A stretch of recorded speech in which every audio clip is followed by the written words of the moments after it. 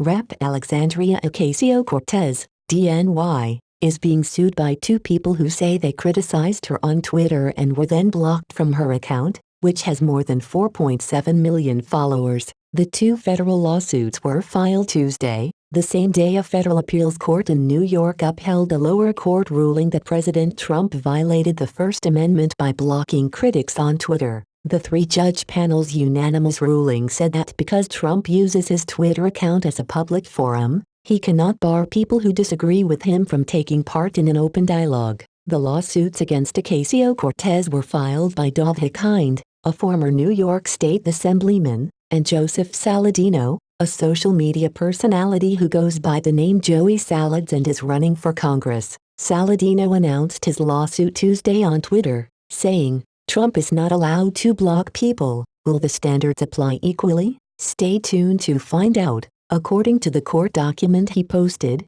Ocasio-Cortez blocked Saladino on May 9. Hikind's lawsuit states that he lost access to the freshman lawmakers at AOC Twitter account on Monday, a day before the appeals court ruling on Trump's social media account. "It was spectacular timing, it was godly in a sense, and I say that tongue-in-cheek," Hikind told NPR by phone from Israel. He added, "I really don't think the timing matters, and since it happened, if she had courage, she would just do the right thing." Hikind said he was blocked after criticizing Ocasio-Cortez for equating migrant holding facilities at the U.S. southern border to concentration camps. Hikind accused her of blocking him purely because of his speech in support of Jewish values and Israel. Corbin Trent, a spokesperson for Ocasio-Cortez, told NPR that her office had no comment. Saladino, who is running as a Republican for a congressional seat representing Staten Island and Brooklyn, has about 2.5 million subscribers on YouTube and 104,000 followers on Twitter. He said he wants to use his social media skills to help conservatives with messaging after he suddenly realized his liberal friends were protecting the institutions and establishments that were hostile to Staten Island.